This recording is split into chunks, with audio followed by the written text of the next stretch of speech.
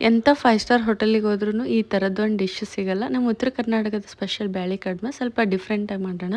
ಮೊದಲು ಒಂದು 4 table spoon ಎಣ್ಣೆ ಬಿಸಿ ಮಾಡಿಕೊಂಡು ಸಾಸಿವೆ, ಜೀರಿಗೆ, ಕರಿಬೇವು, ಜಜ್ಕೊಂಡಿರೋ ಬೆಳ್ಳುಳ್ಳಿ, ಕರಿಬೇವು, ಉಳ್ಳಾಗಡ್ಡಿ ಹಾಕಿ ಅದನ್ನು ಫ್ರೈ ಮಾಡ್ಕೋಬೇಕು. ಚೆಂದಾಗಿ ಫ್ರೈ ಆದಮೇಲೆ ಅರ್ಧ ಕಟ್ಟಷ್ಟು ಮೆಂತ್ಯ ಸೊಪ್ಪನ್ನು ಕಟ್ ಮಾಡ್ಕೊಂಡು ಹಾಕ್ಕೊಂಡು ಅದು ಸಾಫ್ಟ್ ಆಗೋ ತನಕ ಬೇಯಿಸ್ಕೋಬೇಕು. ರುಚಿಗೆ ತಕ್ಕಷ್ಟು ಉಪ್ಪು, ಅರಿಶಿಣ ಪುಡಿ, ಒಣ ಖಾರದ ಪುಡಿ ಹಾಕಿ ಮಿಕ್ಸ್ ಮಾಡಿ ಕುಕ್ಕರ್ನಾಗ ಒಂದು ಸ್ವಲ್ಪ ಹೆಸರುಬೇಳೆ, 2 ಟೊಮೆಟೊ ಹಾಕಿ 3 ವಿಷಲ್ಸ್ ಮಾಡ್ಕೊಂಡಿನಿ. ಅದೇ ಬೇಳೆನ ಇದಕ್ಕೆ ಹಾಕಿ ಸ್ವಲ್ಪ ನೀರು ಹಾಕಿ ಇದನ್ನು ಕುದಿ ಬರೋಕ್ಕೆ ಬಿಡಬೇಕು.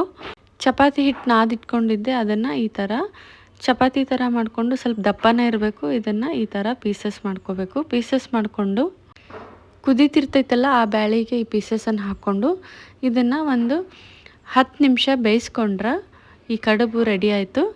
ಈ ಮಳೆಗಾಲಕ್ಕೆ ಇದಕ್ಕೆ ತುಪ್ಪ ಹಾಕ್ಕೊಂಡು ಬಿಸಿ ಬಿಸಿ ತಿನ್ನಕ್ಕಂತೂ ಭಾಳ ಚಲೋ ಇರ್ತೈತಿ ಮತ್ತು ಹಂಗೆ ಹೆಲ್ದಿನೂ ಇರ್ತೈತಿ.